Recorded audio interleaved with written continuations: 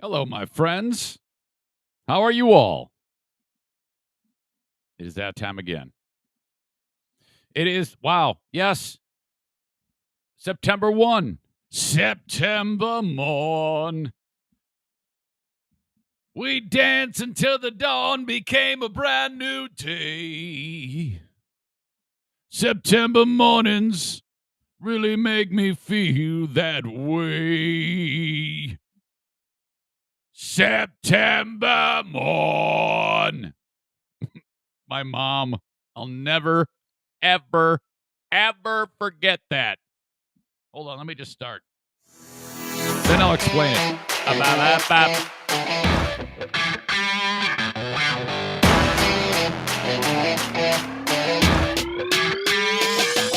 Yes, hello. Sean Gotti with you once again from Raleigh, North Carolina. And you know what? There's a million other things I'd rather be doing right now. But here I am, listening to the Eric Zane Show podcast. So without further ado, here he is, the one, the only, thank God, Eric Zane. Thank you, Sean. Daily show where I discuss news, nonsense, and my personal adventures each and every day of the week from the Baldwin Ace Hardware Fear Bunker Studio. 8 years old, Eric, playing with his Micronauts. There's a blast from the past. Micronauts. Who remembers Micronauts? Or my Big Track? Or Rocket Tubes? Great toy. Only worked, though, on TV. You bought the fucking thing, and it was such a shit show. ADHD out of control today. I'm like 2 stories in already, and it's the schematic is ridiculous. You buy the rocket tubes was a Micronauts toy. Micronauts are these little robot guys. You put the tubes together like a slot car racetrack. You put the Micronaut in the pod and put it in this tube, similar to like what a hamster runs around in. Yeah, I know, hamster. You turn on the motor, and it blows air. And on TV, it shoots that fucker all around the thing, goes up, down, left, right. It's incredible. The reality is, it was a horrible engineering disaster, and you put the thing in and you flip on the switch, and the pod would move like 3 inches, and you're like, what did I do wrong? So then, my dad, this is before he flew the coop, he's half drunk putting the fucking thing together, so and then he gets frustrated with it. He takes it all apart, puts it all back together, and at about that time, this is back in the day when parents didn't kiss kids' ass. I mean, nowadays, if you have a toy like that and you're one of the pussy parents of today and it doesn't work, you're going to take, a $50,000 loan to hire the Army Corps of Engineers to get the fucking toy to work. But back in the day, my dad's 6 Pabst beer into this, and he's like, yeah, well, smell you later. You're on your own. Bye. And that's it. And if you said a word like, hey, well, no, I just got this toy. Can you help me? You're going to get your ass kicked. So I'm playing with my Micronauts, and I hear the Neil Diamond in the living room of our home. You want to see my boyhood home?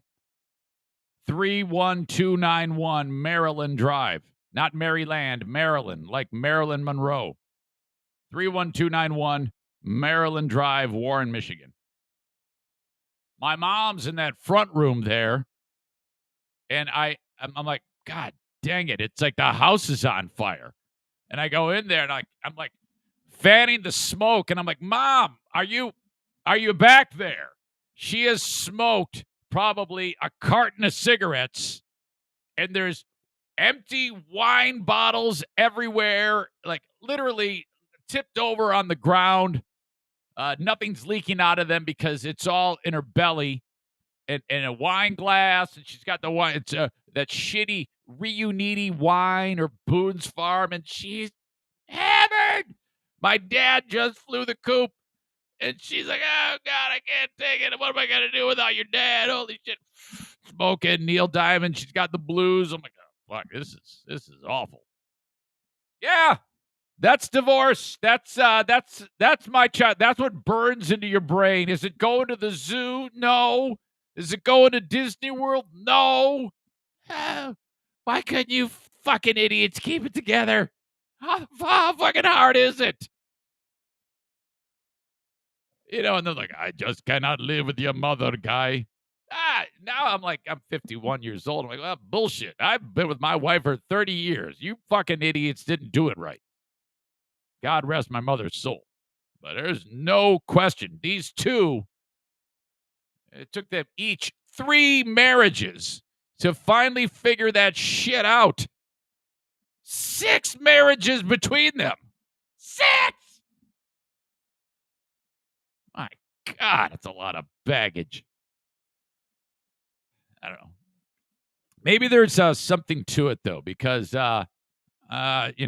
I've been supremely happy in my marriage. Very few bumps in the road in 30 years. My brother, Jim, same thing. My brother, Michael, even longer. Same thing. Been married like 40 years. My brother, Paul, not so much. But at least he only got married once.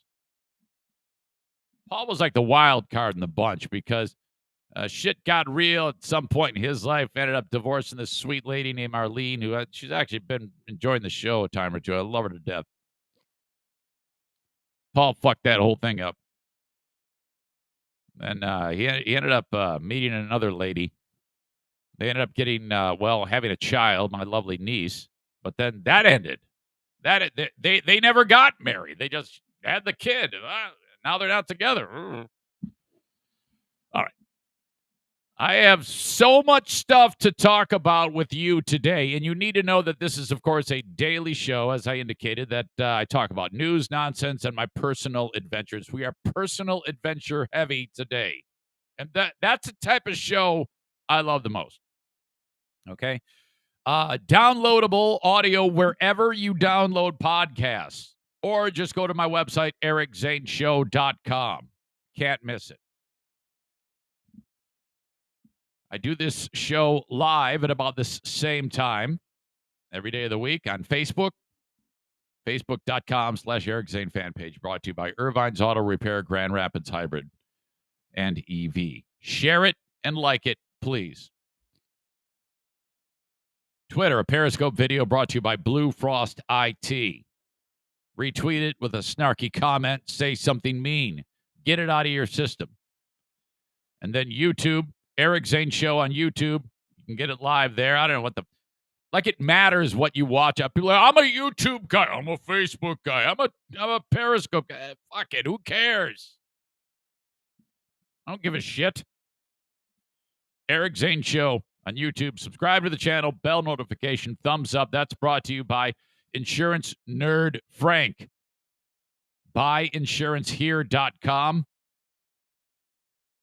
So if you buy it from the marketplace, if you've got Medicare in your future, you need help with your re-enrollment with your employer's insurance, this is the guy, and this is a free service for you. More on that a little later on in the show. Now, I'm looking at the things I'm talking about today. It's a laundry list of things that have happened since the show ended, and my thoughts on various things. Like I have some thoughts and an update on the hurricane. And what I'm doing over the holiday weekend and stuff like that. And whenever I do this, it always seems like I never get it all in, and I kind of like push it all off to the Patreon, and that's fine. I love the types of shows where I don't even get to talk about half the shit I talked about. yesterday on Patreon. My apologies to the folks on Patreon who are, there's several backbones on this show. The audience that enjoys the free podcast, the sponsors, but the first backbone, the first, what do you call it? What's the word I'm looking for? Stronghold. The first stronghold for the folks on Patreon. So I get really annoyed when I screw something up for people who actually pay money on the Patreon. I left the house yesterday to take care of a bunch of things I wanted to do without posting yesterday's show. What an asshole. My apologies. Of course, I got it done in the evening, in the 8 o'clock hour, my time. So, all right. I wanted to touch on this. First of all, Cam Newton, former NFL MVP, 3-time All-Pro quarterback. Last year was his first year in New England after, Tom Brady left. And that was a very interesting set of circumstances there. The fact that Tom Brady leaving, who's going to have more success? Brady and the Bucks, Belichick and the Pats. Well, we all know what happened. That to me is one of the most remarkable things, that the guy just picks up, goes to another team, and it isn't like they were kind of good. They won the whole fucking thing. The next thing you know, they're throwing the Super Bowl trophy from boat to boat. While the Pats struggled mightily. So this year, all right, let's start it up again. They get this quarterback out of Alabama, Mac Jones. And Mac Jones tries his best in preseason and training camp. And, during the last 10 days, Cam Newton had to be away from the team for COVID protocol. No one really knows if that guy got vaccinated. It's been kind of like a mystery about him. But a funny thing happened. While he was away, Mac Jones was getting the majority of the reps and the majority of the looks from the coaches.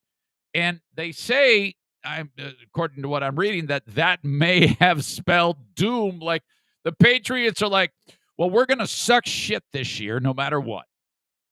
So let's just save $5 million and bring in any schlep to be the backup, and we're going to let this rookie do it. I mean, we caught lightning in a bottle with Tom Brady. Well, a 20-year bit of lightning with Tom Brady.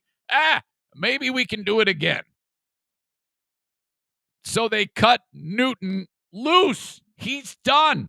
32-year-old quarterback. He can sign with anyone. But the problem is, for Newton, is the Patriots, they did try to trade him, but nobody wanted him. Oh, my God. So he'll probably get picked up by another team. A lot of people are saying the Dallas Cowboys might have something to do with that, because Dak Prescott is kind of a mess right now, but we shall see. But the one thing I wanted to show you was, and I'll share it with you, it was a side-by-side comparison.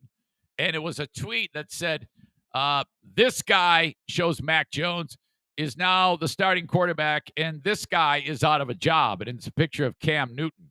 So now I don't have the actual side-by-side, but you get where I'm going here. If you're listening to the audio podcast, I will link this up. But, I mean, Mac Jones, he's got bitch tits. He's got a body. This is a classic dad bod. All right. This is after Alabama just won another fucking national title or whatever. Here he is with his shirt off, and he's a boy. He's like a little kid. Look at that face, that baby face.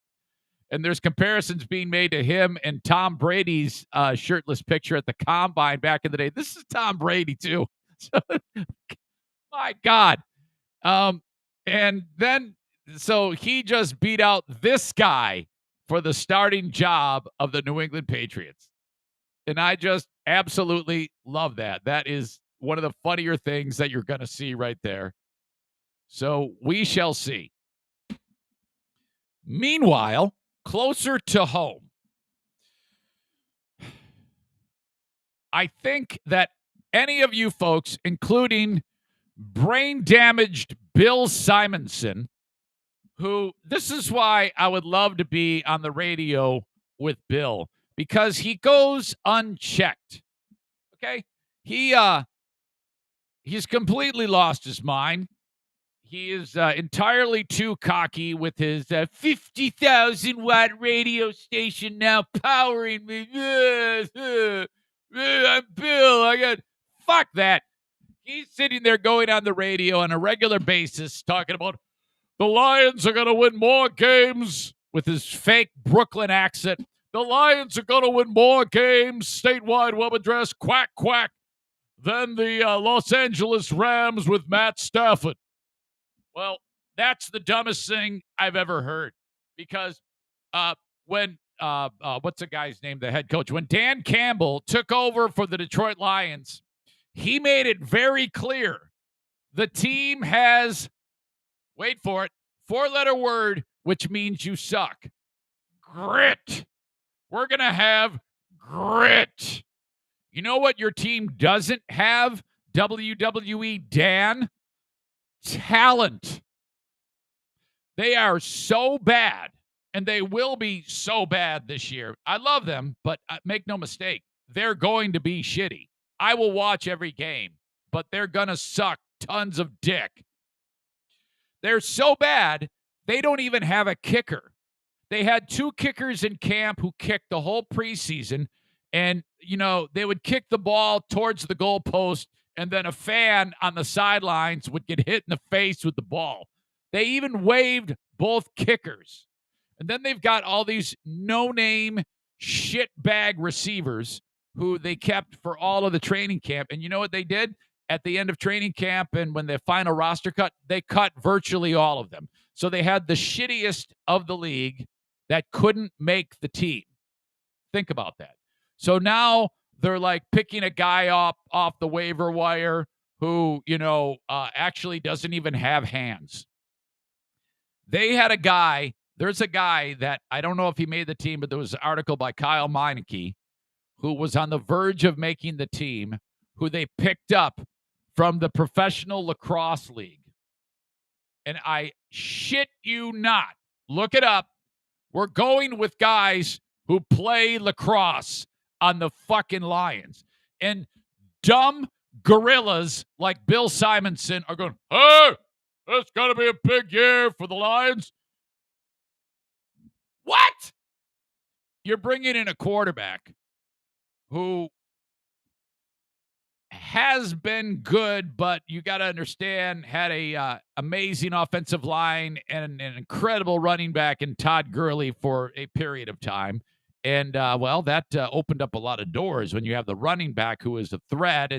That run-pass option can really screw a team up. And Sean McVay is the coach who seemed to have a architect's mindset when it came to putting shit together for that team. What do we have? Grit. So shut up, Bill, with your horse shit. Goff and the Lions are going to win more than Matt Stafford and the Rams. All right? This is why I would love to actually be on the radio with Bill to tell him how stupid this is, right to his dumb fucking face. But is that going to happen? Fuck no. And probably with good reason. Bill reached out to the guy who runs his network radio star. He's a guy by the name of Marty Boer. Bill always reveals more than he should whenever he talks to me. He indicated that, I told Marty that I was on your show, and Marty said, did Zane bash Cumulus? Or did Zane make you bash Cumulus or something like that. And Bill did not. But Marty's concerned about that because I do. And I tried to get him to bash Cumulus and the fucking horse shit show that place is over there, but he did not. But nevertheless, that's what people think of me. Loose cannon. We are 37 minutes away from Dear Meathead. I have nothing for questions. The only thing I see is a passive-aggressive, idiotic email from one of the dumbest audience members on the planet, Joe Morin. He writes, Dear Meathead, I have a friend that is always talking terrible about his former coworkers. How do I let him know that it's best to just let it go? It's been 5 years since he left that job or got fired. Yeah, I see what you're doing there, you jackass. He has another stupid passive-aggressive question. Dear Meathead, do you know of any good podcasts to listen to? I've been listening to one where the guy continually alienates his audience because they disagree on stupid things. The podcaster is so egotistical and is full of himself. When he sings, it hurts everyone's ears. So that's how it's going to be. Other than that, where Joe had his lovely wife type that out for him because he can't read or write. He just said it, and she typed it and sent it for him. Send it along, Eric at ericzaneshow.com. I would love to hear from you. Yesterday, I had the reason why I left the house and did not get that Patreon posted till later. I had a laundry list of things I had to do. I had to go to the YMCA, of course, get my workout in.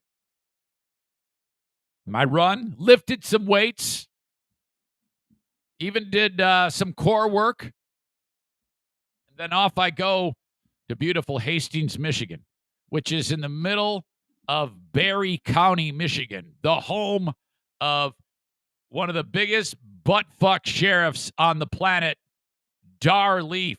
He's one of those constitutional, crazy fucking MAGA flag waving maniac. Okay, so I'm in the land of Dar Leaf. This Berry County, Michigan is like another country. But I digress. That has nothing to do with why I was there. Why I was there was actually a fantastic thing. I had a couple of people that are part of the local Berry County Serenity Club reach out to me some time ago and said, hey, we don't know what we're doing, but we're going to put on a Serenity Club kind of like party, concert to raise awareness and help people because, you know, how it works when you're a drunk like me or an addict, you plug into the various programs. There's AA meetings everywhere, and the folks in Berry County are trying to grow that so that they are limitless in their scope to be able to help those suffering with addiction. Numerous issues in that county with addiction. Heroin, meth, whatever it may be, alcohol. So, you know, there's always a handful of like-minded individuals who usually get together and try to make their outreach that much further. And when I say outreach, having more meetings, getting together, and 12-step meetings and things like that. So they reached out to me some time ago. They go, yeah, this is our first one. We're going to have bands play. We're going to have people speak and show support. Do you want in? Well, of course. Of course I'll be there. Of course I'll talk about this. This is right up my alley. Are you kidding me? You're asking me to be in front of a microphone, in front of people? It's my bread and butter. Yeah, I can. Hell, and surrounded by the God's gift to the planet, drunks and addicts. That's my crowd, man. There is no group of people I love more in the world than drunks and addicts, recovering drunks and addicts. You know, sometimes, well, I mean, I love them all, but I want them to take that first step. And as soon as they do that, then we can bring you in and lift you up. That's how it works. Okay. So we're a handful of days away from this event. And this dude, Roy, puts it on. I guess I missed a couple of messages. And he goes, "Oh, man, you're ghosting me." And I'm like, "Oh, fuck. No, I'm not. I wouldn't do that to you. Are you kidding me?" I go, "No, I'm here. I'll be there. And so he goes, "Yeah, I just want you to go up there and speak for, just do your thing. There is no plan here. I basically just get the mic and talk. What the hell am I going to do?" I'm driving over there. Problem. After I got done working out, I'm starving.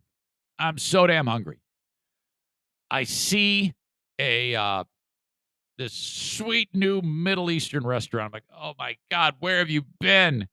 In the land of all these white people, I have a Middle Eastern restaurant." I had no idea this was even here. So I went in and I go, lamb, rice, bread, hummus, whatever that what is it called? Tzatziki sauce, Greek salad, baklava. I'm sitting at the table with all of this fucking food, and I'm not even doing anything but just concentrating, just piling it in. Killed all this food, and then right as I was finishing it, I feel my stomach starts. I've eaten too fast. So I go, shit. And it's like it feels like it's actually stuck just before it gets to the stomach. Like it's like piled up there. Like the tube that leads to the stomach is swollen like a python that's just eaten a goat. I got to drive an hour to the land of Darleaf with this horrible pain. So I'm like, "Oh my God, how am I going to get through this? This is bad." And so I finally get there, and they go, "All right, hey, the band's just finishing up. Can you go on after this song?" And the band is playing. They're called Amperage. That's the name of the band. It's 4 people, average age 108, and they're awesome, but they're old. The only one who wasn't old was the lady in the band. You got 3 greasy dudes and a lady, and she's singing "No More Tears" by Ozzy. Problem, the bass drum, like you put like a logo or something like that on the bass drum, might say Foo Fighters or whatever, the Beatles on Ringo's kit. It says Jack Daniels with a bottle. I'm like, "Oh no, what the fuck? Come on." All these there's like 200 people here. They're all white knuckling it, trying to get through another day without consuming any foreign substance that they shouldn't put into their body. And then the band has a Jack Daniels logo on the kick drum. I'm like, "Oh my God, what the hell's going on here?" So she's finishing up the song. She's doing "No More, Just Another Hand in the Bush, in the Bush, in the Bush." They go, "Hey, another speaker." I'm there 1 minute. "Hey, another speaker." I come walking up there. I have no idea what I'm going to say. None. I gave it a little bit of thought on the drive over, but I didn't really know what I was going to say. Now, you might think, that's fucking terrifying, but it's kind of par for the course. And I have a general idea, the talking points, the things that move the meter when it comes to discussing sobriety. It's been over 25 years that I've been living with this. And so, just kind of tap into the experiences, say a few nice things, get through several minutes. Don't go too long. Don't fucking bore them. And then get the fuck out. That's your job. Do it. You made it this far doing it like this. This should be no big deal. So one thing I noticed when I was talking was nobody was looking at their phone. And then as I talked more, I saw like a couple fist bumps from what I'm saying. Like, oh, all right, I think I'm doing okay here. I think I'm winning these people over. I started out by saying, "Hello to you all. Hello to you all. I'm Eric, and I'm an alcoholic. Hi, Eric." They all respond. It's typical. So then, I'm not going to go into the detail of what I touched on, but all you need to know is that I could hear like, yeah, yeah, yeah, like various squawks from different sides of the room, or not room. We're outside. It's like a band shell, Like, oh man, I think I'm doing pretty fucking good here. And then it ends. And then people are like, I'm like, God bless you all. Thank you for coming out here. God bless the support of all of us drunks and drug addicts. Thank you so much. You guys have been through the ringer. I love you. Take care. Bye-bye. It fucking, holy shit. These people, I won them over. And then I go walking over to the side of the stage and I see Roy and he goes, "You just blew them away." I go, "I did?" He goes, "Yeah, look at them." They're like, "Yeah, woo-hoo, yeah." I'm like, oh my God. I would be a good cult leader, I think. I think I could convince people to do really crazy shit like David Koresh if I wanted to. So he goes, "Oh, dude, that was awesome."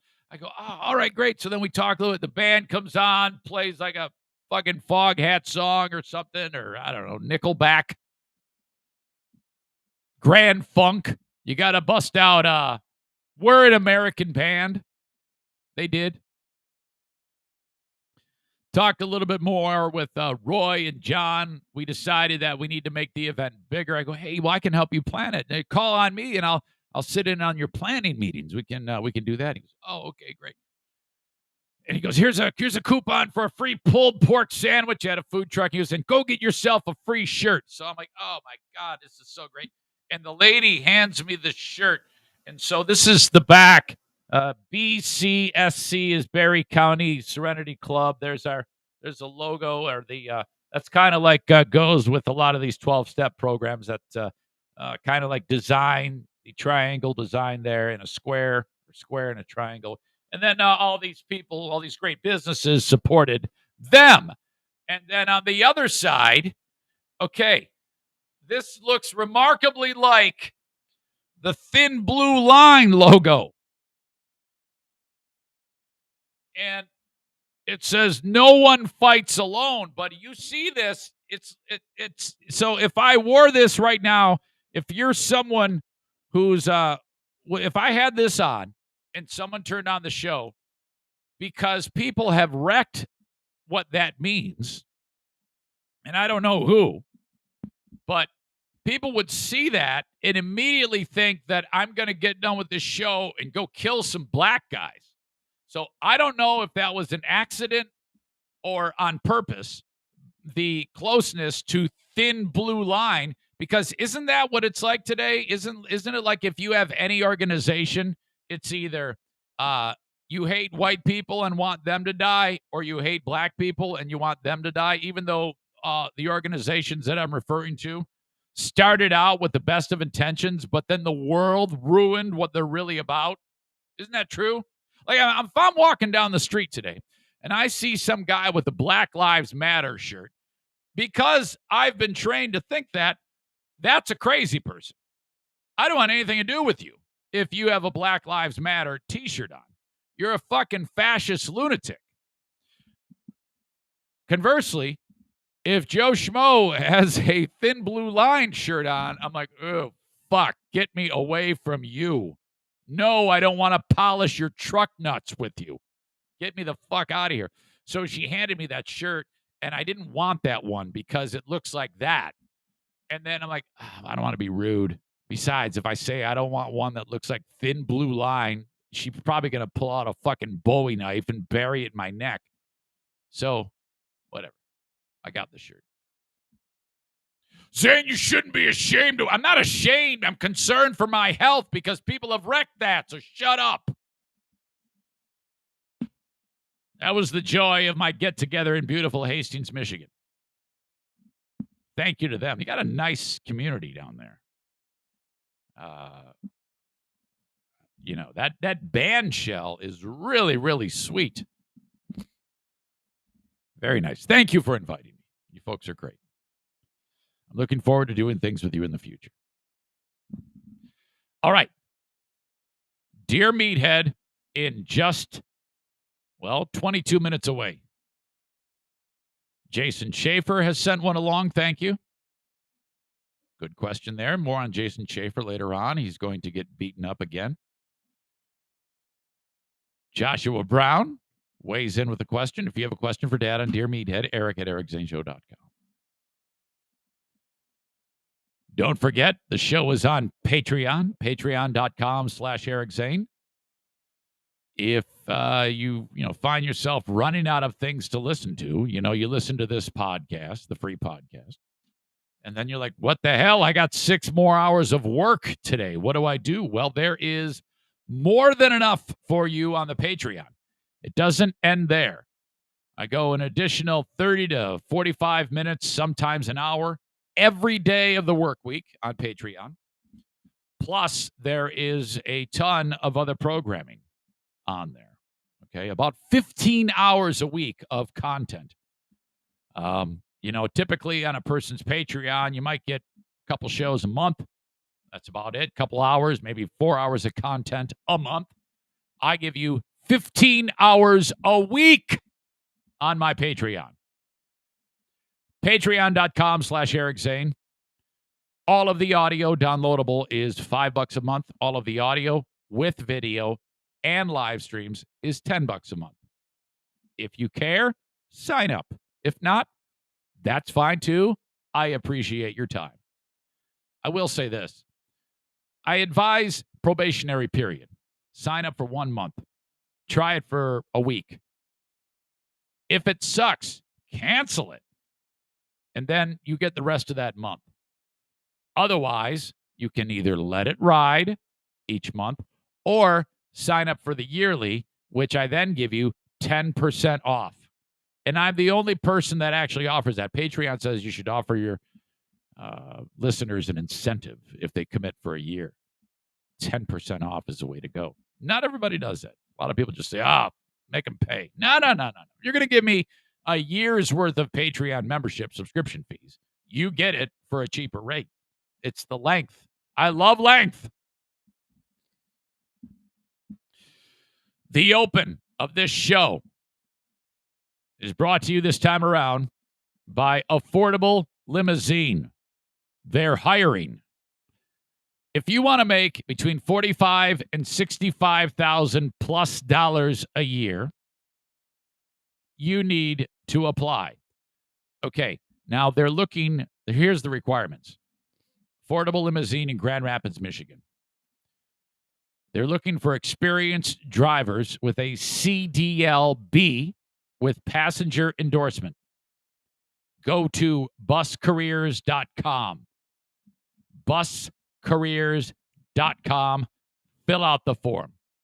That's the requirement. CDLB with passenger endorsement. Buscareers.com. Talk about a low-stress, low-maintenance, awesome place to work. If you don't know, that's my side hustle. I work for Affordable Limousine. It's really nice to get an amazing wage, $18 an hour with a CDLB with passenger endorsement. And then on top of that, the bachelorette party is throwing 20s and 50s at you, which you take every penny of it and put in your pocket. All of that is yours on top of what you're earning. What are you doing driving around that yellow bus full of snot-faced maggot kids? Ugh, God, getting up at 5 a.m. to go to the stinking bus yard with your sack lunch, driving around these degenerate butt-fuck kids. Oh, God, what are you doing? Wouldn't you love on your schedule to, pick up the local high school football team at 4 in the afternoon, take them to the game, wait for them, bring them back, pay me? Wow. Come on, get on it. They need drivers. They're expanding the business. So get on it. Okay. But this isn't going to last forever. So if you hear this, like, I can put it up tomorrow. Do not do this because these jobs are going to fill up fast with affordable limousine. Corporate trips, casino trips, weddings, college, university, high school sports, you name it. Okay. You're going to love this, man. Buscareers.com. They have almost 40 vehicles in their fleet. So affordable limousine is the way to go. You're just going to love working for affordable limousine. So if you fit that description, CDLB with passenger endorsement, this is what you need to do. All right. God bless A&E Heating and Cooling. At some point, you're going to need this. So just remember, I've got a guy. You might need a brand new furnace or installation setup installed. This one is just not doing the trick for you, whatever you got. He will install the Cadillac of all products, the Comfort Maker brand of furnaces and air conditioners. Absolutely, hands down, number 1 rated, 5 stars, all the way around. All the other companies that make these products, they're just not the same. Engineered perfectly, better than the other guys, and installed by Joe Martinez. A&E Heating and Cooling, 616-516-8579. And I noticed, walking into this room, the studio, the autumn chill is here. It seems like it. It's getting cooler now. Thank God. It's been so hot here. But we're finally getting a break. God bless A&E Heating and Cooling. Senor Martinez. And then, of course, Gift of Life, Michigan. I need to, I posted one link earlier. Now I need to post, I didn't have the whole show, but that event I did at the local zoo, the John Ball Zoo with Gift of Life, where I'm hosting a virtual tour of the zoo, okay? And, it's me in front of a camera, reading a teleprompter, but also there's a lot of there's a couple of tech snafus where I kind of get in the weeds, and it's funny seeing that. I love those moments. You'll see me hosting with Allison from Gift of Life, Michigan. Great fun. I'm going to link that up in the show notes of this podcast. Thank you, Gift of Life, Michigan, for having me talk about the wonderful things that you do in terms of Gift of Life organ donation. I tell you what, donating a kidney to Jeffrey was a big thing, but part of it in my brain, I was like, I hope I can expand my platform to be able to talk about this more. And then when Gift of Life Michigan said, we think you'd be the ideal person to discuss organ donation with your audience. Yes, we want to make you the media ambassador for the state of Michigan Gift of Life program. We're like, oh my God, this is incredible. This is exactly what I wanted to happen. And it did. So I'm not asking you to go ahead and just slash open your belly and give away a portion of your liver, or lung, or your kidney. I mean, that's a little bit of a different thing here. Gift of Life focuses on, in the unlikely event that you experience an untimely passing, you need to have your ducks in a row so that you can save 8 lives, because that's what happens. Heart, 2 lungs, 2 kidneys, liver, pancreas, intestines. 8 lives saved by you. Not to mention 75 more lives improved greatly with tissue donation, cornea donations. My God. And you can't take it with you, okay? So what's the big deal? Go to ericzaneshow.com. At the top, you'll see the Gift of Life logo. It looks just like that one. Click on it and just fill out the form. That's it. And then you're in the system. Doesn't matter where you are. Do it. Thank you so much in advance. I really, really appreciate that. And so do they. Dear Meathead, 13 minutes away. And this is early, but your old pal Eric has to pee. So I apologize for that. But I have so much more to talk about today. So I'm excited about that. Do not go anywhere. I will be back in just a second. Stay.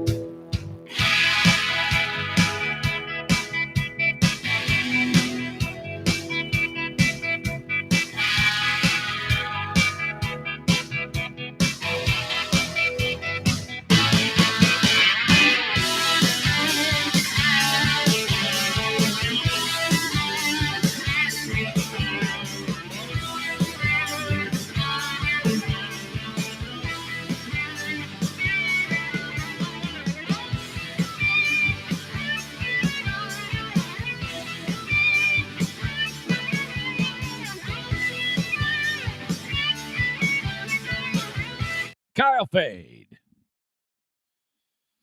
All right.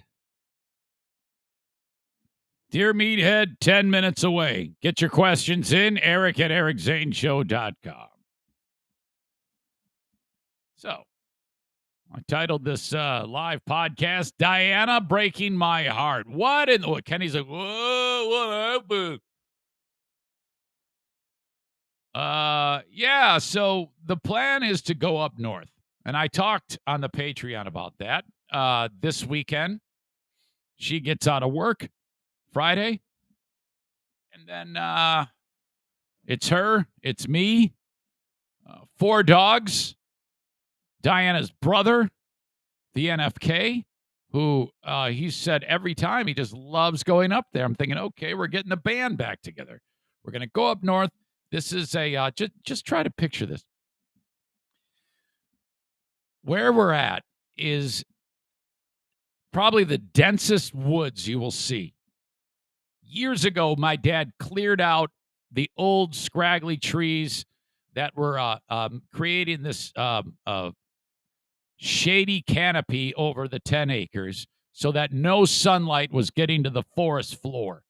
Well, he logged it. He actually hired a logging company to go in and take the timber. So what they do is they cut the trees and then they pay you. So they pay him like a lot of money for the wood because up there, timber's a big industry. What that did was it opened up the canopy.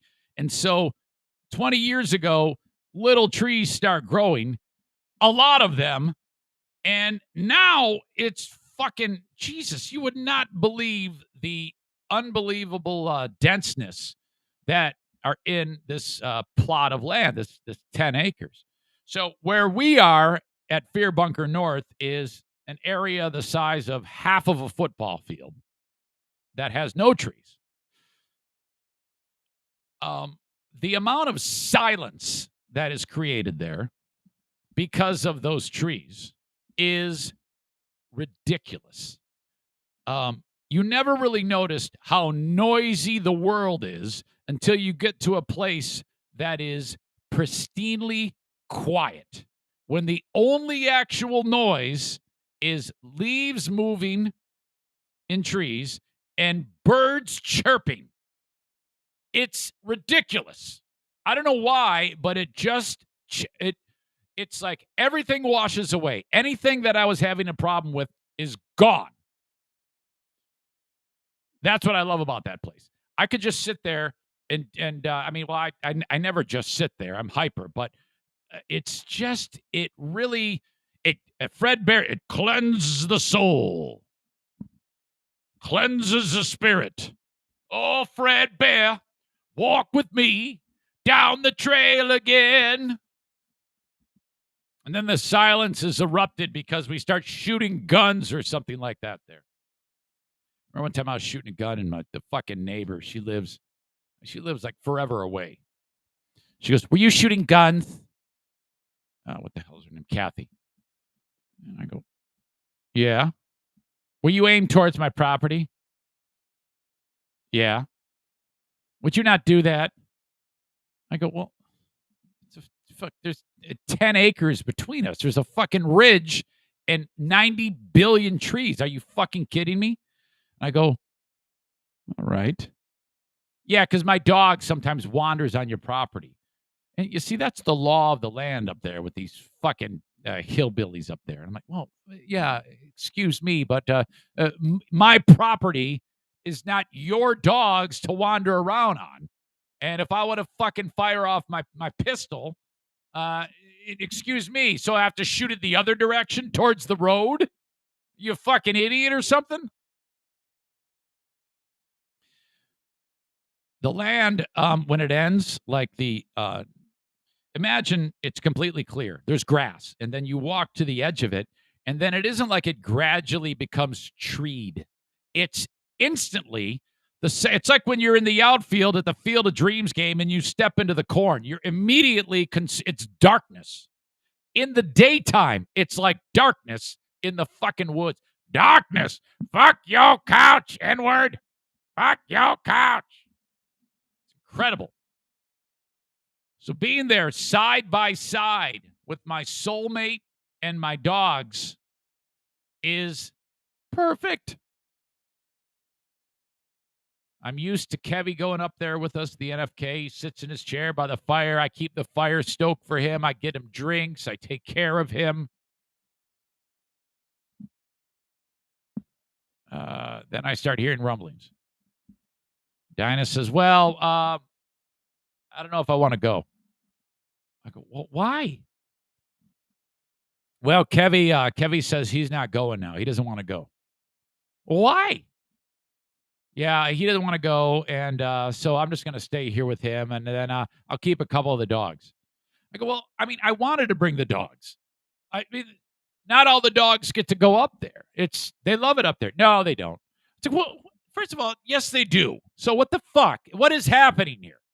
What black dick are you entranced by that is making it so that you don't want to be, with your husband? I go, look, there's certain things that, I mean, I'm very simple when it comes to the things that I like to do and want. I mean, I don't have the joy of being able to get shit-faced or anything like that. I mean, I love waking up next to you, getting up, getting coffee, and taking a walk with you. I like holding your hand. I mean, this is why I want to go. And you're telling me that you're not going to do it. Like, what the fuck? It broke my little heart. I'm like, shit. So like everybody's bailing on me. So then I go downstairs, and this is just the icing on the cake. Here's the problem with the NFK. He can't communicate without sounding like a total cock. All right? He comes walking into the room. Again, he walks like it's if a penguin had sex with Frankenstein to create Penguinstein. That's how he walks. And he goes, hey, I'm not going to go. I'm not going to go. I go, oh, okay. No worries. Sure. Like, I already know that. I go, oh, okay. He goes, yeah, my knee. My knee is, my knee. No, I don't know about your knee.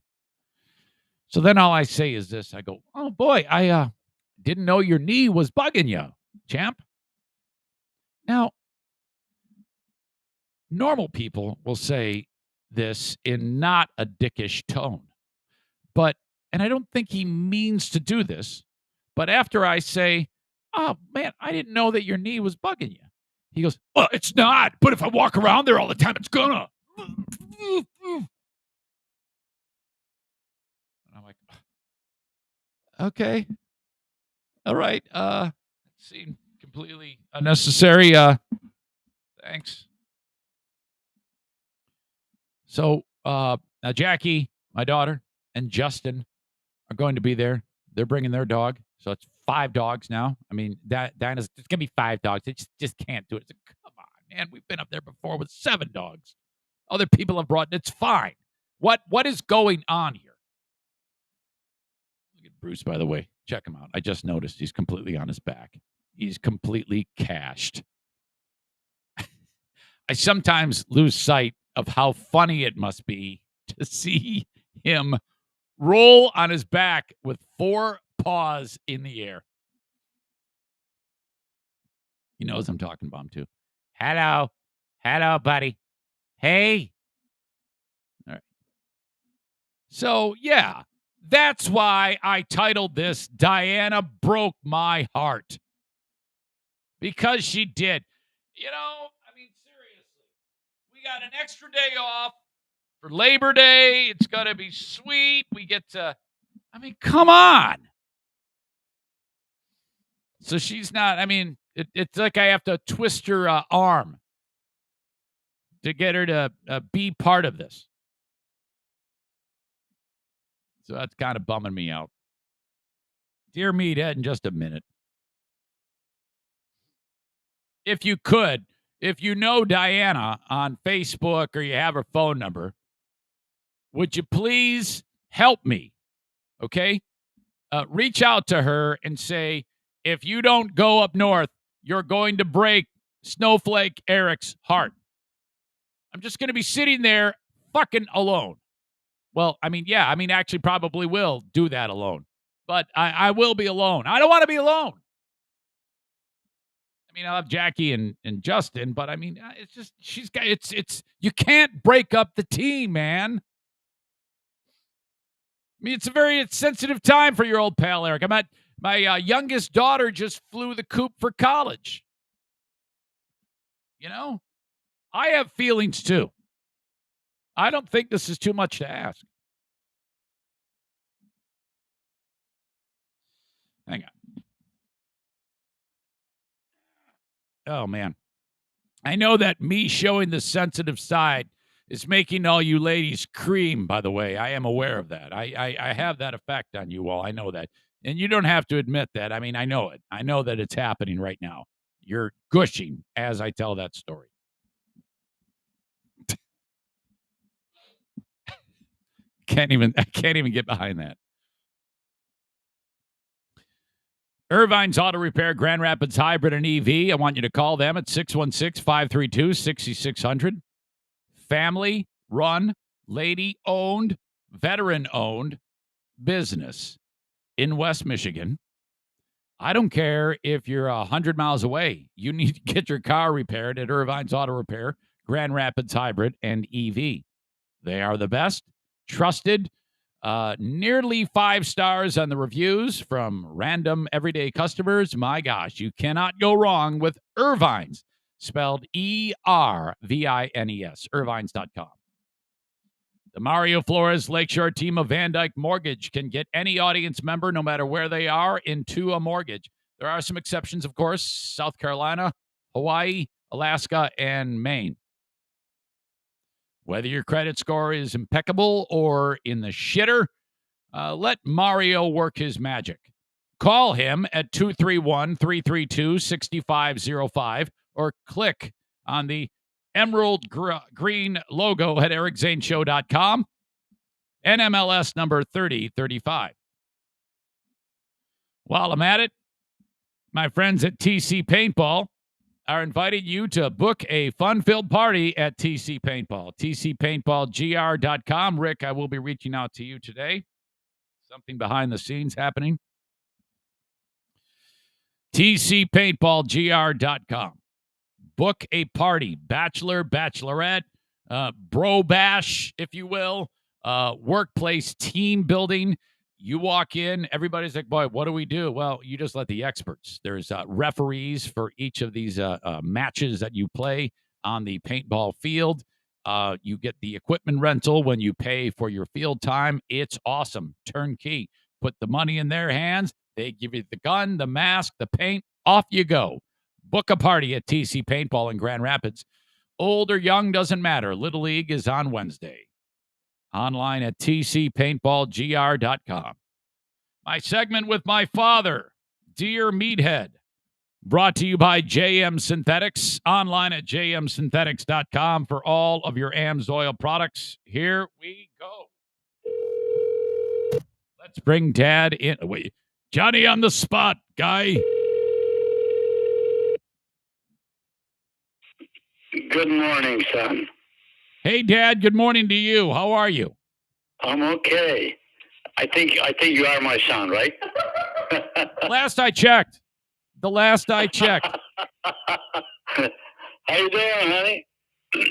Never better, Dad. I was just talking with the audience that I'm going to take a trip up to Grayling this coming weekend for Labor Day. Yeah? Yeah, so I'm just excited about that. Always good to get back up there. I know you had recently gone up, with Mike and Liz and that whole group. Did you have a good time? We had a good time, but we had a bad storm one night. I mean, not night, daytime. It was fun because we sat under a porch, and man, that rain, I was watching the roof that has a gutter. Yeah. It was like a river coming out of that gutter. Oh, okay, so you guys got hammered with a bad storm. Oh, really bad. But it didn't last long. But it was nice. Yeah. It put out Mike had started off a nice fire, spent all kinds of money for wood, and it just put out the fire. Ah, for crying out loud. Yeah, that happened. Rain will do that to fire. Yes, heavy rain. I mean, heavy rain. Yep. It's definitely going to slow it down. You going up this weekend? Yes, that's the plan. And wow. I was a little. Wish you were there when we were there. Yeah, I know I couldn't. I had things going on last weekend, but. Yeah, I'm sure you did. Did Maddie start at the school? Yeah, she did start to stool. I kind of screwed up.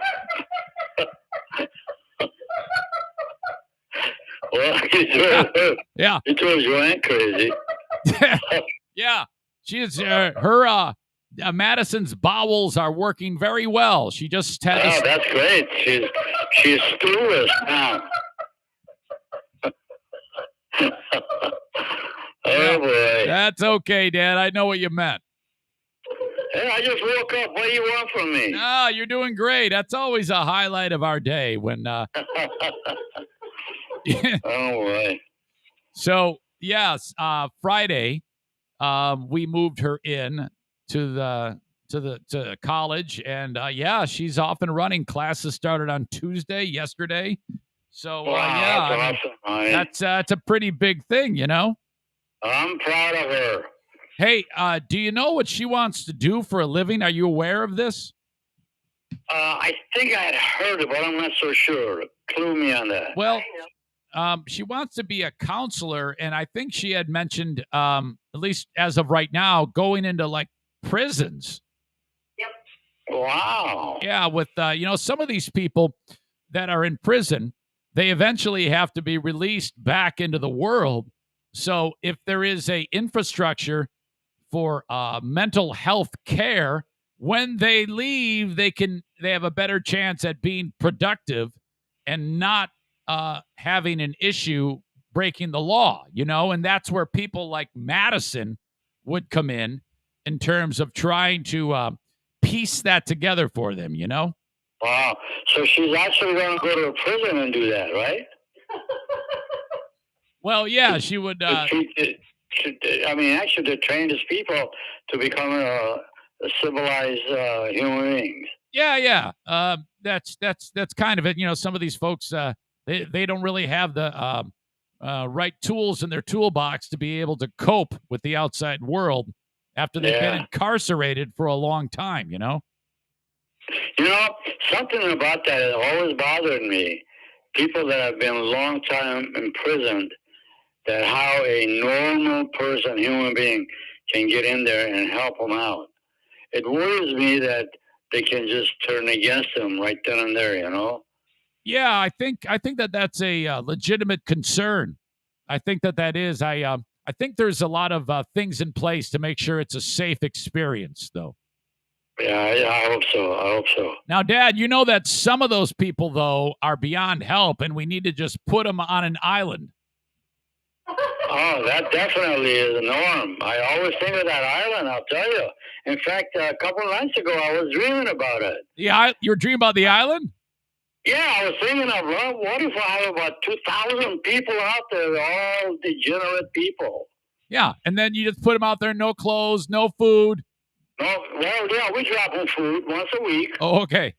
Air drop them. So they kind of like have to fight over the food? Well, we throw them out there. What they want to do with them, it's up to them. Okay. You know. Gotcha. All right. Yeah, that's the old island thing. We've heard about that many times. You know, this is strange. People take that comment of mine kind of lightly, like it's a joke. You know? No, I don't think so. It's a serious situation. You know, Dad, I think everybody's on the same page.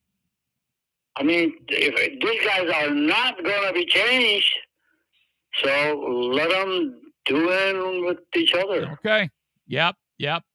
All right, Dad. I'm looking here. There's a young man by the name of Nathan who has a question. Nathan. Yeah. He writes. Good morning, Nathan. How are you doing, buddy? He writes, Nathan writes, Dear Meathead, fall is almost here, and my family just made a huge pot of chili. I love it. Do you have a favorite seasonal food? Like in the fall, is there a favorite food that you like, Dad? Well, something is really strange about my character about food. Yeah, really? There is no food. I mean, I would say that literally strongly that this is a fact. There's no food that I will refuse eating it. Yeah. I think it's just the way I was raised. Yeah. Well, let's put it this way. Let's say you had to choose between a big bowl of chili and celery. What would you choose? Well, the celery is not going to be a meal for me.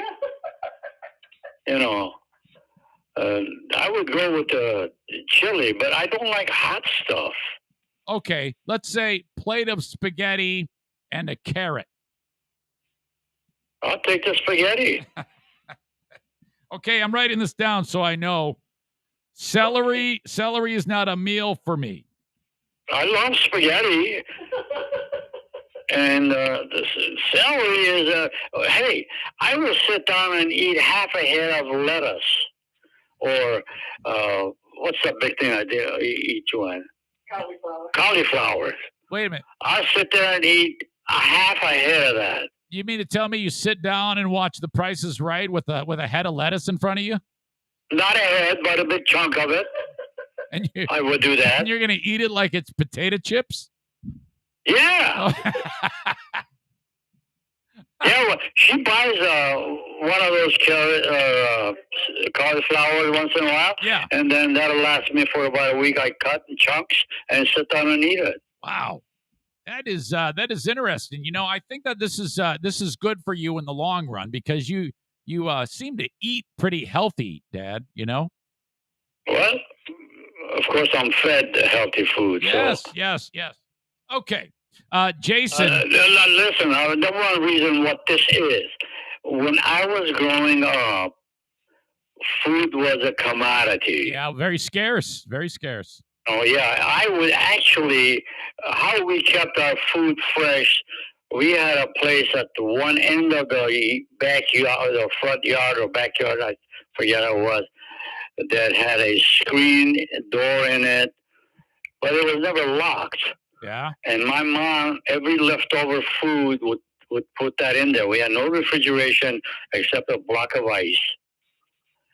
And I would make sure there's no one watching me. I sneak in and take a chunk of that food. So wait a minute. You mean to tell me, like, if you've got a piece of meat, you just throw it in a shed? Well, they don't throw it in there, but somehow, I don't remember how it was. I was just a young kid. We had an ice box, so we put it in the ice box. We buy a big chunk of ice every morning. Wait a minute. Didn't you say it had a screen door on it? I mean, it had a door. But it had the ice box in there. Okay. It's a big area, and then there's an ice box in it, and the food will go in there with a chunk of ice. Man, okay, I get you. Man, there are no refrigeration. That's like 1776 style of food preservation, you know? Yes. That's like Revolutionary War stuff. That's why I can survive a lot more and longer than any other person. Now, yeah, Dad, you came from a part of the world, obviously, Middle East, and that's kind of like on everybody's mind because the United States just had a horrible time getting out of the country of Afghanistan. Did you see any? Did you see any of that, Dad? It's a terrible thing. And then in the interim, they shot killed another bunch of our soldiers. You know? Yeah. Now, Dad, I was kind of the mindset that we should blow them all to hell. What did you think we should have done in that case? I think we should have gone in full armament and full brigade and destroyed the hell out of them. I would have just shot everything. I would have just These are rebels. Yes. They're not human beings that sit down and normally talk. How do we do this? How do we do that? How do we deal with people? They are rebels. I think that if we said, all right, make an announcement, everybody go inside and take cover. If you're not inside taking cover, you're going to get shot. You're going to be dead. That's how we handle it. And then there no more problems. I mean, they made a couple of bombs and killed 20 of our, how many people? 13 of our people. No, Dad. And those people, my God, they worked so doggone hard to protect the idiots, and then they got killed. No, I'm right there with you, Dad. Jason writes this. Dear Meathead, I have a 1974 travel trailer camper that I am refurbishing, which, by the way, that sounds fantastic. That's great. That is great. I love those old things. That's why I love the trailer up north so much. The fact that that trailer you've got is a vintage. 1951. It's just awesome. Hey, and I got a device that it's Mike showed me. It makes a noise and it keeps the mice out. Oh, really? Yeah, it puts like a high pitched noise. I didn't even know that was a thing. But it hums while you're not there? Well, yeah, it's battery powered and it's a frequency that humans cannot hear, but the mice hate it. So they're like, I'm getting out of here. I'm not going in there. It sounds terrible. It's like listening to a heavy metal band. Well, have you experienced what it is from one visit to another visit? Well, I haven't yet done it, but Mike has. And I went into his place and he goes, I had mice and then I started using this and now I no longer have mice. You got it already? It's coming. It's being mailed to me. I see. Take it up there this weekend. But I don't know. I don't know. I had this weekend. I think there's a mice in their place. Oh well. No, there was only 2 little mice turds. 2 little. Oh, she says it was mice turds. Okay, but anyway, Jason says, "Dear, Meathead, I'm refurbishing this 1974 travel trailer." And then he says, it's going to be worth it, however. And then he said, what's the biggest project, Meathead, you've undertaken, and how did it turn out? This whole house that I live in. Oh, it was gutted, except the walls with no drywall on it. Nothing. It was just boards. This whole house was between Joanna and I was refurbished. Yep. I know that was a big project. Windows were taken out. The floors were taken out. Everything was taken out. Yeah, and you did that all yourself. Just Joanne and I. Nice. It took us 1 year. Anonymous writes this. Dear Meathead, the person that I recently started dating has completely different spiritual beliefs than I do, and we cannot agree on anything when it comes to this. Is this relationship doomed already? What do you think? Signed, Anonymous. Let's go over that one more thing. Yeah. One more time. They're religious people.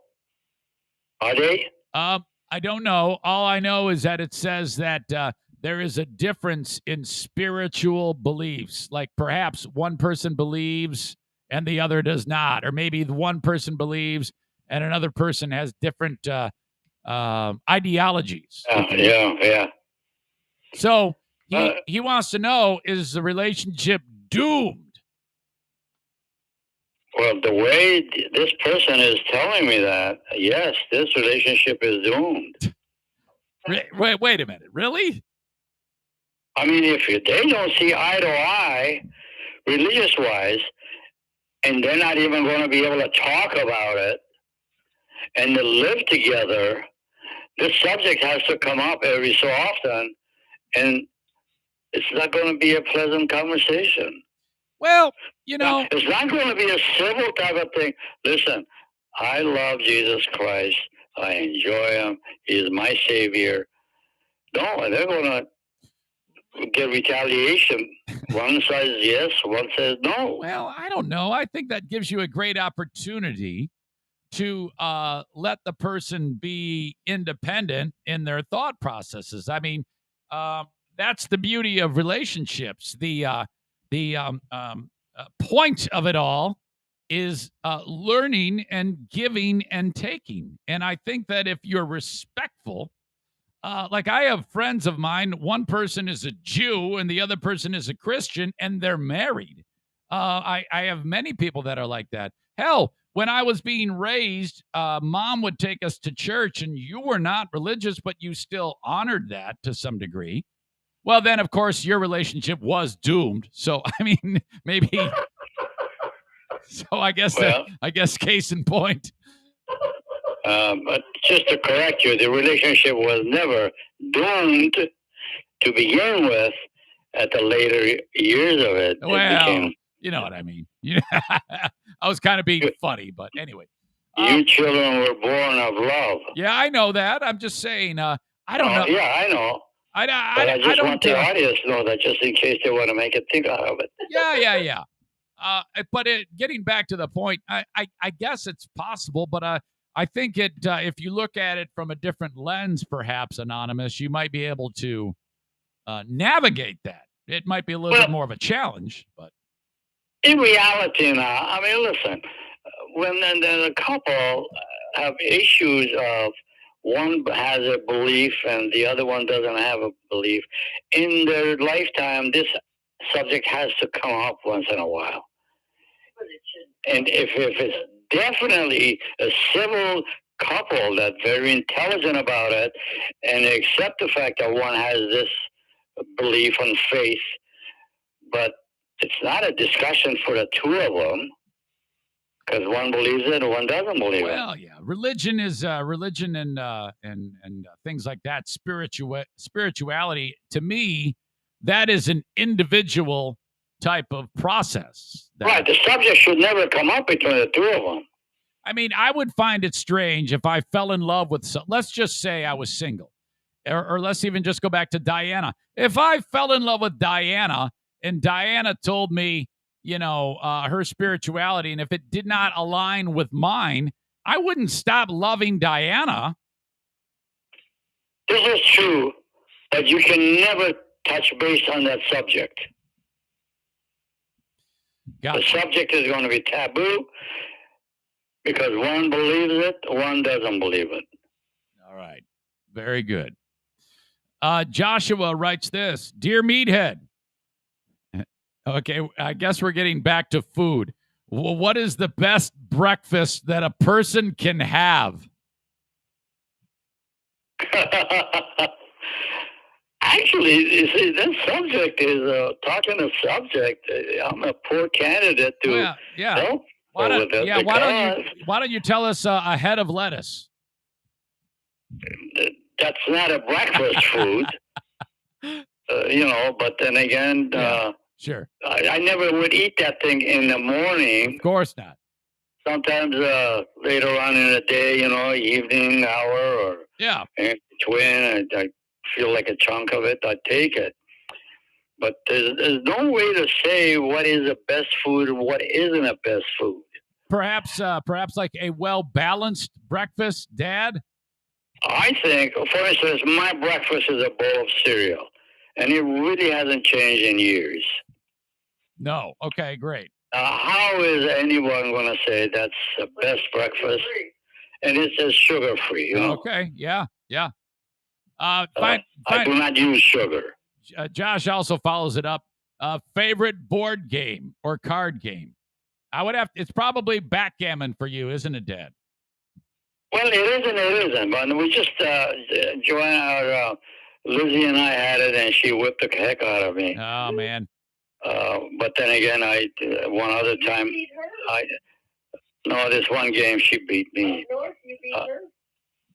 Well, anyway, but backgammon is a good game, but it's really not a talent game. No, euchre. Yeah, I like euchre. I didn't know you know how to play euchre. We'll have to play that. I'm sorry? I didn't know you knew how to play that. We'll have to. Oh, play yeah. That. All right, very good. Finally, Joe writes this question. Excuse me.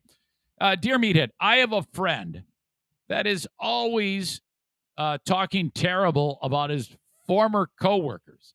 How do I let him know that it's best to just let it go? It's been 5 years, almost 6, since he left that job. Signed, Joe. Joe, I would definitely label that as a hatred. Yes. Because there's no way in hell I'm going to love or dislove somebody for years and years and years and years. This has to be diminished. Eventually, it becomes nothing but dust. And according to my religion, but the Bible, that's a sin. You love people. Now, yes, I've disliked people, but I've never hated them. I'm writing this down. No way I'm going to love or dislove someone for years and years. No way. It's a temporary thing. For instance, I have an argument with somebody. At the moment, it was a heated argument. I left. He left. It's gone. And then 20 years from now, I'm not going to say that, I hate him. No way. It's a human being. We had an argument, for instance, is a combination of two people arguing. One has an opinion, and the other one doesn't agree with that opinion. So, if the people that you work with are constantly passive aggressively insulting you and telling the world about it, you shouldn't be mad. Then you should just say, whatever. Well, is there any value on that argument? I think the argument is it makes the person feel better when they can talk bad about the guy who's talking bad about them. Well, right now you and I are normal people talking to each other. Would you want to continue on with that situation that you just mentioned? We argued about the subject right now, and then 15 years from now, if we saw each other, we're going to argue again. You even forget what you argued about. Maybe over many years. Maybe over years. Yeah, if something happened today, you're not going to forget it tomorrow. Right. You're going to keep that with you, and you're going to stay bitter. Stay bitter, and eventually that'll go away. Okay. You got to forget it. All right, so stay bitter is what you're saying. When you staying bitter, you're bitter and the other guy's forgetting all about it. So he's having a good time. You're struggling with he's life. having a good time. You're struggling. That's okay. Yeah. I get you. All right. No way I'm going to love or dislove someone for years and years and stay bitter. That's the takeaway. No, my God. In fact, it should be about 36 hours. All right. Let it go. Let it go. I'm with you. Let it go. Hey, it happened. You said it. Dad, as always, you've hit it out of the park. Everybody loves you. I hope I got those questions in from everyone. If not, I'll get it next time. But yeah, I'm gonna leave it right there, Dad. You and Joanne have done it again. All right, thank you. And also, I want to tell you something, honey. I missed you when we were up north. No, I'm so sorry that I couldn't be there. You know. Well, hey, you have other situations that you had to take care of. Okay. Well, next time. All right. Okay. Audience, you're wonderful people, and I hope to God that I have helped somebody with my bonehead type of remark. Oh, yes, you absolutely did. You always do. Are you kidding me, Dad? Okay. Okay. All right, Joanne. Love you. Say hello to your sweetheart. Hug them. Hug the kids. Remember, hug a day makes the boo-boo go away. Okay, I got that. Hug a day helps the boo-boo go away. And then you said, hug your sweetheart, hug him. Hug her. If you hug him, you'd be a weirdo. Okay.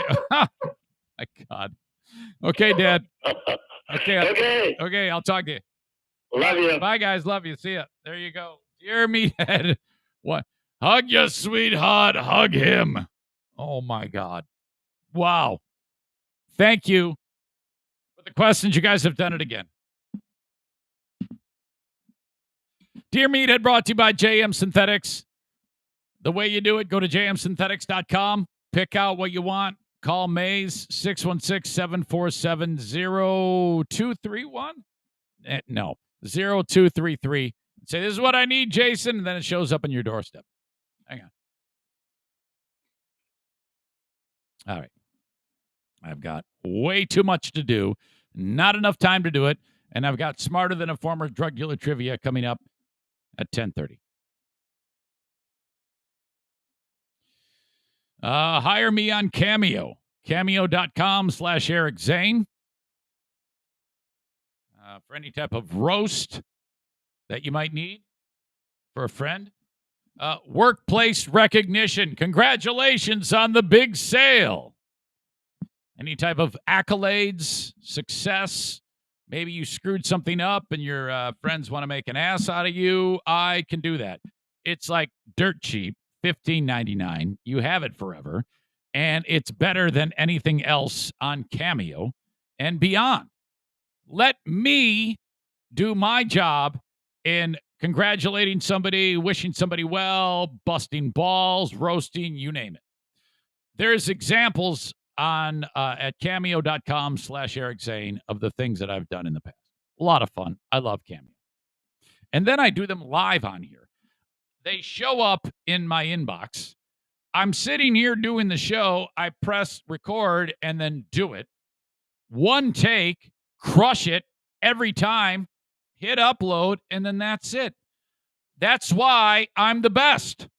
You think Vince Neil, he sits there, that fucking moron, has to sit there and read, hey, John, this is Vince Neil. What's going on, buddy? I have a motley Christmas and a happy crew year. That's it. Asshole. 12 seconds. $300. Fuck you. The insurance guru is Frank Fuss. It takes a rare breed to be so stoked about insurance. Ugh. And if you have to deal with that on your own, it's horrible. Nobody wants to sit there and painstakingly review their policy when it comes time to buying it on the marketplace. If that's you, if you're a small business owner like myself with no other options for insurance, you buy it on the marketplace. There is a wrong way to do it. I've done it. Had I, in the 3 years that I've purchased it, the first year I purchased the policy, that policy was titled shit, and it had a huge deductible, and it didn't even work with my doctor, even though it said at the what do you call it, healthcare.gov, that it did. Remember the story about the green check mark? It didn't. I had to get a different doctor for a year, so that was fucked. Had I had Frank Fuss at buyinsurancehere.com, he would have helped me with that for free. Year 2, again, that policy was called shit. Correct doctor, huge deductible, picked the wrong one. Year 3 was Frank. I went from a bronze policy to a silver policy, paid nearly the same amount, just a little bit more. Virtually no deductible. My deductible went, I'm not kidding you, from $16,500 out of pocket per year to $850 because of Frank.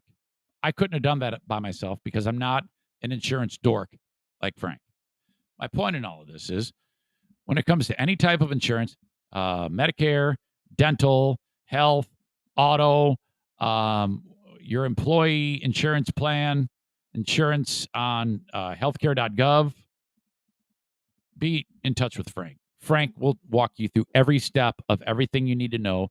You will pay nothing for his expertise, nothing at all. Now, in some of these cases, like with Medicare, if you turn 65 in the next 6 months, you may need to buy a supplemental insurance policy to fill in the gaps that Medicare doesn't cover for whatever it is. Let's say you're diabetic or you have various other needs. Medicare might not cover that. So you spend a few bucks and get a supplemental policy. Frank will help you with that too.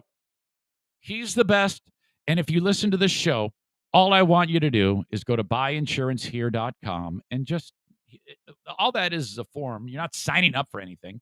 That he goes, okay, this is what this person, and then you're going to have a phone conversation with them to find out your needs. And then, and not everybody is going to be able to be helped because Frank's like, you're fucked. No, I'm just kidding. Totally kidding. Frank can help you. Buyinsurancehere.com. Mitch Fatel is in town. He's great. Very funny comedian. I talked about him extensively yesterday. Go to fullhousecomedy.com in West Michigan. There's upcoming events. Click here. Then the calendar tab will open up. You see Mitch's handsome face. Tonight, he is in MAGA country, Howard City Lanes. They're going to want to kill him there. They're going to are you an Arab? 7:30 and 9:30 in Howard City at Howard City Lanes tonight. Let's see. Once you click on that, it'll take you to the Eventbrite page. How much are tickets to see Mitch Fatel? This is being slow. So, fuck it. I'll come back to it. I don't want to lose the momentum that I have. Tomorrow, Spectrum Lanes for Mitch. And then on Friday, Rockford Lanes. And then Saturday, Back Alley Comedy Club, part of Sherman Bowling Center. You see, it's comedy and bowling. They kind of go hand in hand with Big Dick Donnie Veltman, former pro bowler and not funny. So he decided to combine the two, comedy and bowling. Eddie Griffin is in town September 3rd at the Park Theater and September 4th. All these shows, go see one of them, fullhousecomedy.com. That is part of the Eric Zane Show podcast plan to get Big Dick Donnie back on his feet. All right. Zaniac Amanda is pissed off. She sent an email, subject line, I am so mad. And I'll fill you in as to what's going on here. She's fucking crazy. All right. I love her dearly, but she's an absolute lunatic. This stems from me playing a clip of viral video. It's a dog owner who does, quote, the voice of his dog. And in one in particular, his dog is saying, is standing by the window, and then another human says, so is this what you do all day? Is this all what you do is look out the window all day? And yeah, if you do it right, it takes all day. This is that. You just look out the window the whole time? Yeah, I guess. If you do it right, it takes all day. But what do you actually look at? That guy and wherever that thing is and the lady. And that's entertaining? No, but also yes. Now, I love that. And people are doing it with their own dogs, the same damn thing. So this guy, the one guy who started the whole TikTok trend, he did it first, and now other people are using the same track, the same dialogue with their dog. And you see girls actually playing the part of the guy saying, is this what you do all day? And then, no, but I'll tell you, whatever dog they have. The one I love is of a Frenchie, obviously, of course. Now, I got that in my mind. The first time I ever saw that was from my daughter, Jackie, and I instantly fell in love with it. What I had forgotten, though, is that lunatic Amanda had showed that to me in the past, like probably just prior to that. And I fucking hated it. And I don't know why, but now I love it. And so she heard me play that clip and heard me say that I love that. And I had forgotten all about the interaction with her. She writes, I am behind on listening, but I decided this morning to catch up on yesterday's Patreon. You were talking about Jackie's new dog and you played a clip. I'm not sure if you've played this before, but you laughed and thought it was cute. All caps. And I'm so fucking pissed. I introduced you to that dog's voice at the Zaniac cookout, and you wouldn't even listen. You said it was annoying that they make the dog talk, and the voice was annoying, and you didn't want anything to do with it. True, that all happened. I want credit, you fucktard, for playing those videos for you. Those TikTok videos are hilarious, and you know it. I agree. Now I do. Not sure when you got that clip. It was much later. But you can bite me because you suck right now. Sincerely, Amanda. She's correct. Everything that she said is true. And I wrote, really? I had no idea. I had forgot that those vids you played me. I actually love it now. Ha, ha, ha, ha. And she writes, I fucking hate you. The dude's dog's name is Tatum, and they live in Maine. I'll send you the TikTok, you fucker. No, full disclosure here, you are right, Amanda. I now recall it. I did hate it then, probably because it was coming from you. Because nearly everything that you like, with the exception of me, is completely R-word, rhymes with me marted. So there's that. No, You but just also yes. look out the window the whole time? Yeah, I guess. If you do it right, it takes all day. But what do you actually look at? That guy and wherever that thing is and the lady. And that's entertaining? No, but also yes. You're right. I love it. I didn't love it when you showed me. I love it when my daughter showed me. I don't know what's going on there, but you're absolutely right. All right. Where do we go now? I still have to talk about. I didn't talk about this on the free podcast yesterday, but I touched on it on the Patreon. And I think it requires a little bit more attention right now. That would be this despicable human being named Jason Schaefer, who dodged a 300-second banning on the Patreon by not showing up to the live stream. And he will get his. I will make him eat 300 seconds. And it all stems from, 99% of what I say on this show is a joke. Okay. Here I am talking about sobriety with the Berry County Sobriety Club. And I'm talking about how the nice shirt that they gave me, I don't want to wear it because I'm afraid people might think, because it has a Blue Lives Thin Blue Line logo. It appears to have a Thin Blue Line logo. I don't want people to think that I shoot black people in the face. That's a joke. Okay? Now, if I sat here and then they called me and said,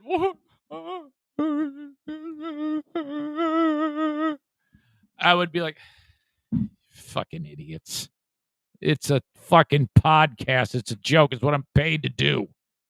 You think I'm here to try to sway your mind on politics? No, it's all steeped in being an asshole. That's my job. Okay? He was hurt because I told the story of when I got the dumb shit in Chicago to announce on the PA, last name Peninfant, first name Mandaray, which when he said it, he said, attention, so in Walgreens customers, if there's a Mandaray Peninfant in the store, will you please come to the front? That is hysterical. Okay? No, I am not supporting the raping of infants. Yeah, because that makes sense. Context matters, you fucking ogre John Coffey looking son of a bitch.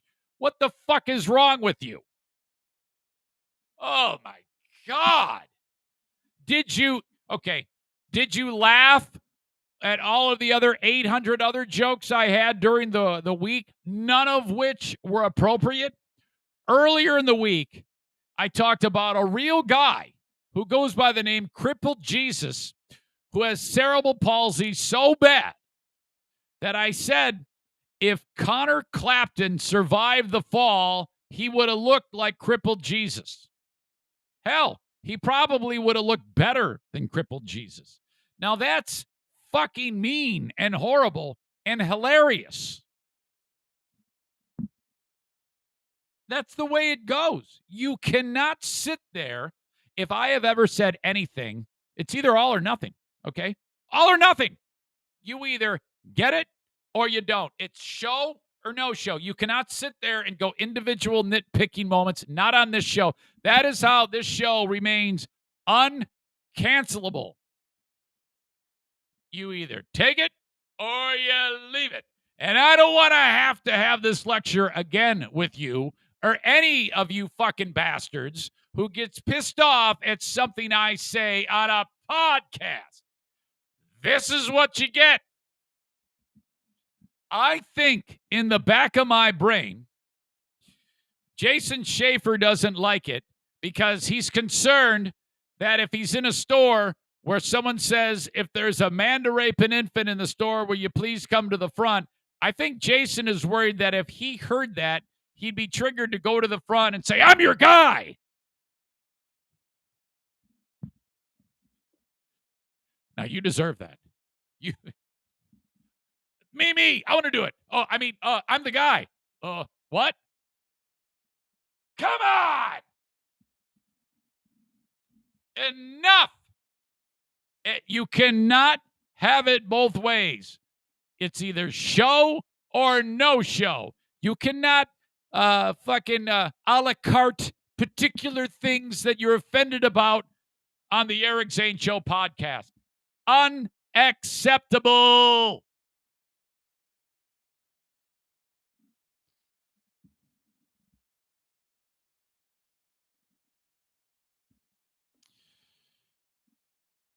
The Duchess says, I still hate that joke. LOL. She also adds, Jason's going to have to suck it up and take the 300-second ban hammer. He then indicates, I'll be there this morning for my 300. Yeah, you can't be a gutless twat about it. Get in there, and I'm going to ceremonially, how do I say that? Ceremonially jam it down your fucking throat.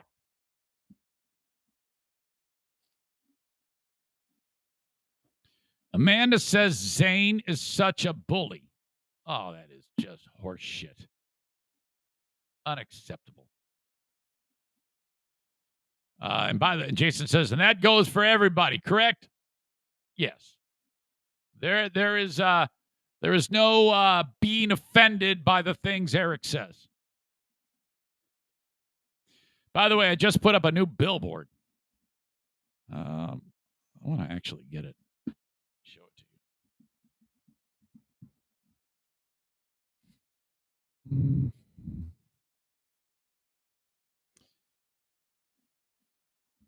I don't know if I can get to it. It's a new billboard written. Here it is.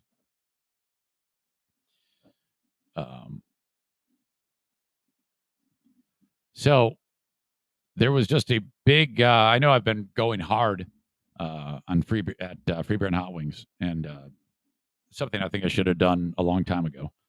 But they just had a huge, long-winded conversation about why they think it's acceptable for them to be to do what they do, and I think it's horrible, but whatever.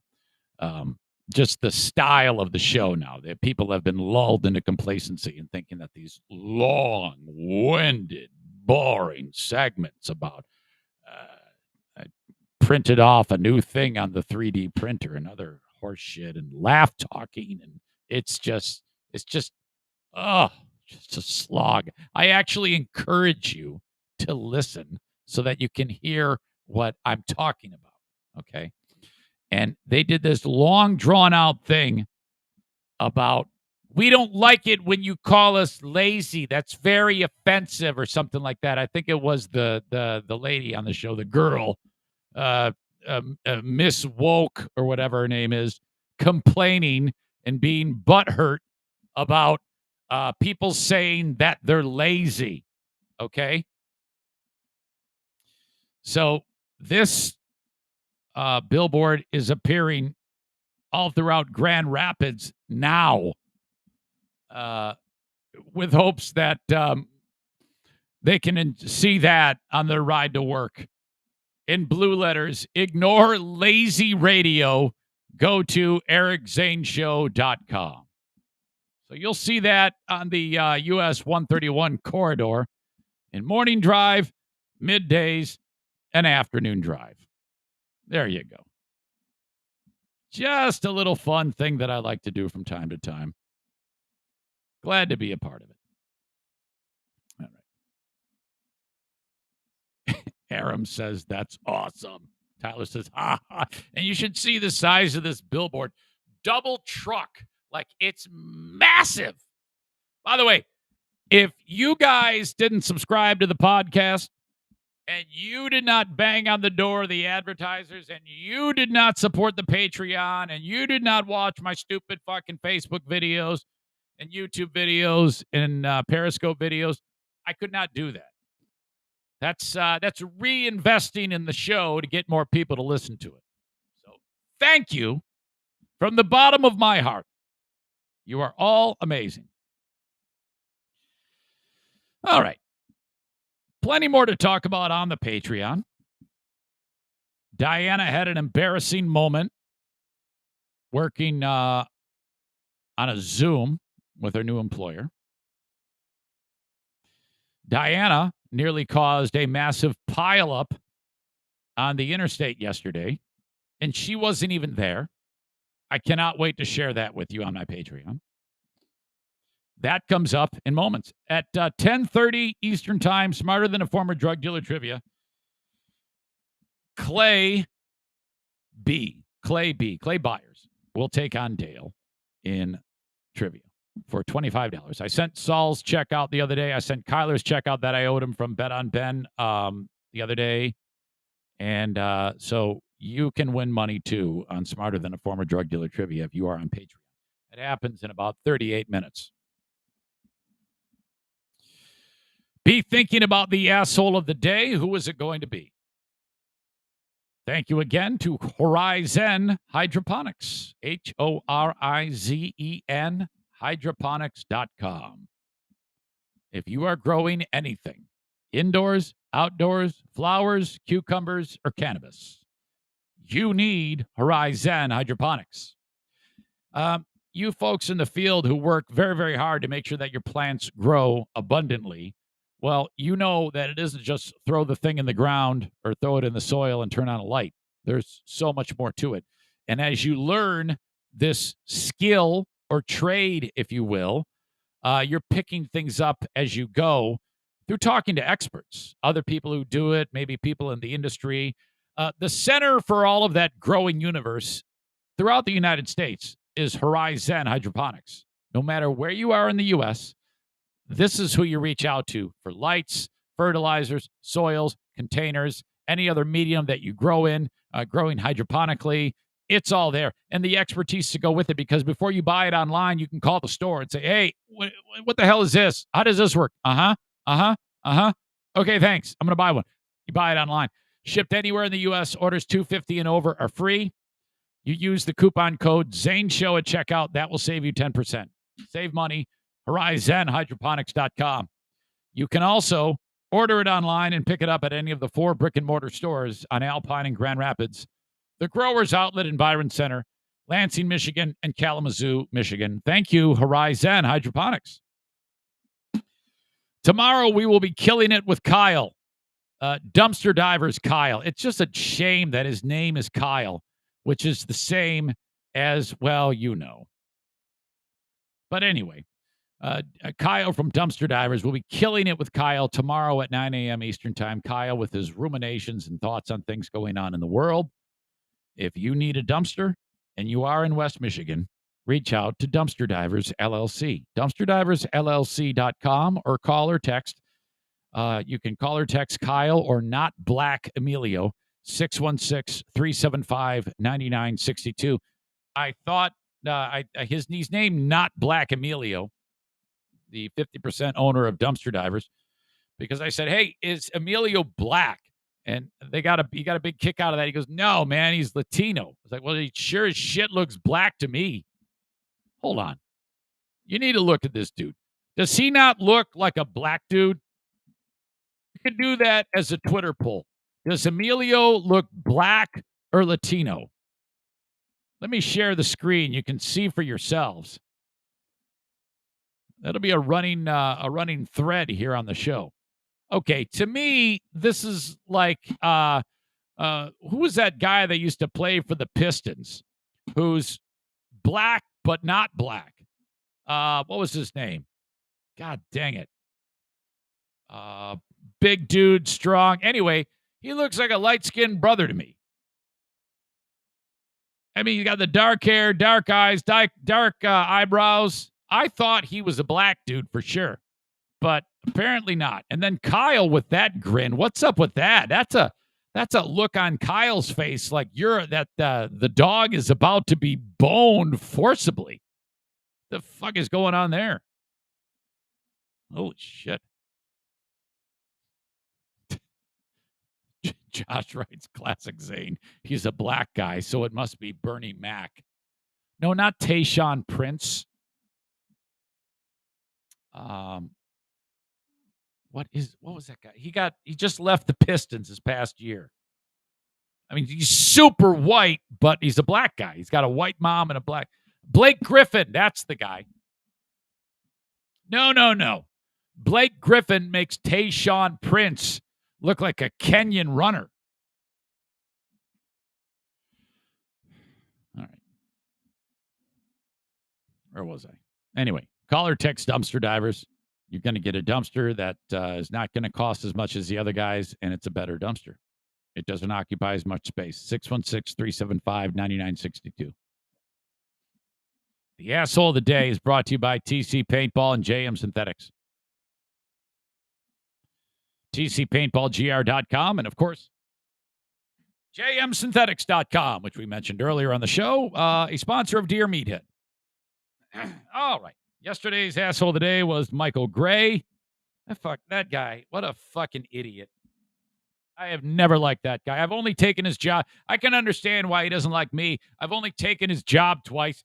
He better hope that I don't decide to grow fond of Helena, Montana, because I know I have work, because it's walk in and take his job like I've done twice.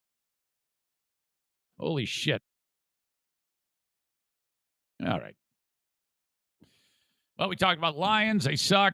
They're gonna suck. I don't care what Bill says. Bill might be a candidate for asshole of the day because of those stupid lion blinders he has on his head.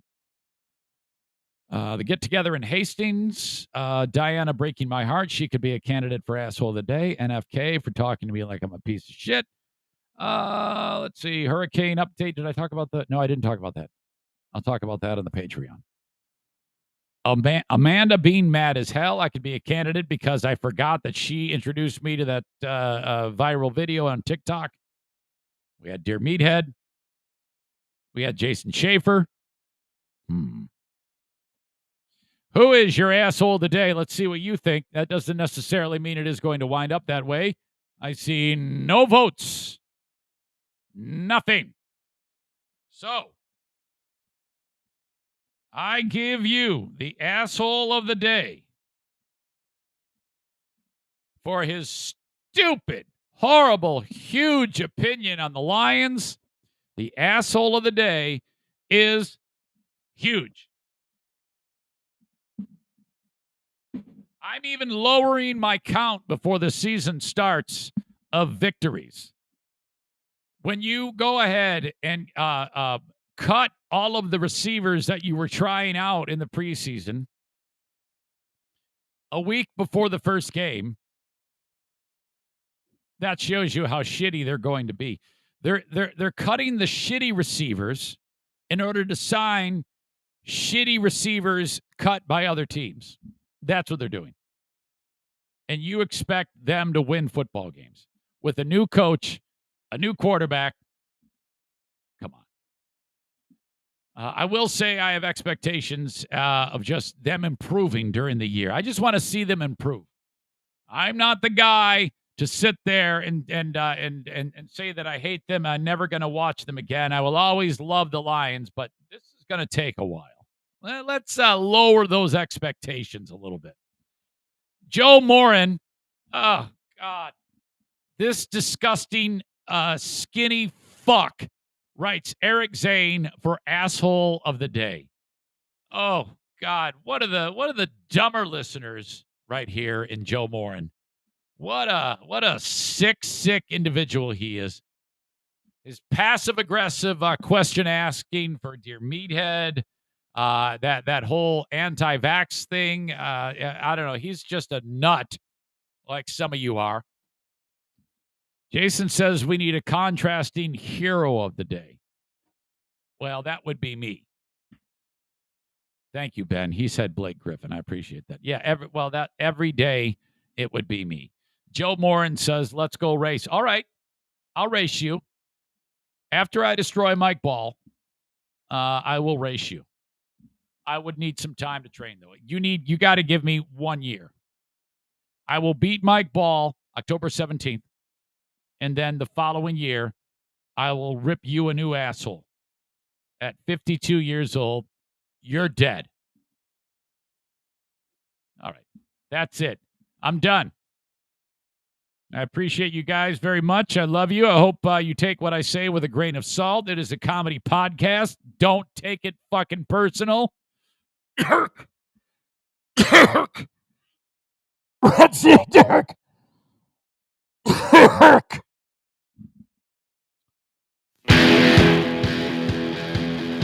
Till next time. Have a good one. Bye-bye.